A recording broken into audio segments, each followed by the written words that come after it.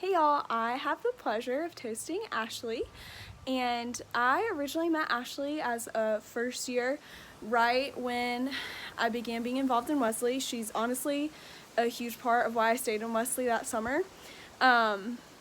She has, always been one of the most open and honest, positive presences that I've ever had in my life.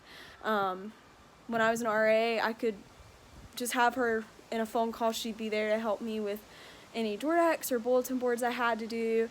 And, on the other side of things, if I ever was going through a hard time, I knew she was always just a phone call away, and just never ceased to be a positive presence in my life. One thing that sticks out to me the most about Ashley is just how involved she is.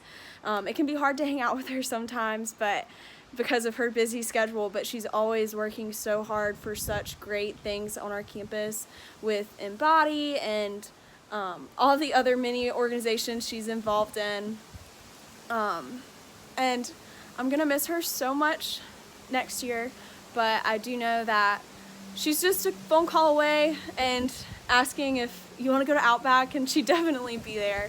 One of the funniest memories I have with Ashley was one time she called me and we had meant to hang out that night, but she had accidentally hit a car. But don't worry, the car was fine. We handled it. It was all good.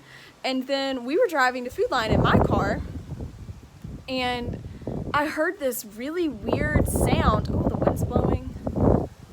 Hold on. Okay, so I'm gonna have to wrap this up before the wind gets me again. But I was hearing this really weird sound in my car, and I was like, what is that? And so I stopped in the middle of the parking lot and got out, and with Ashley kind of helping make sure cars didn't run into me, I had to lay on the ground and figure out how to fix part of my fender was hanging off. But I just say all this to say I really admire Ashley for all the things that she's involved in.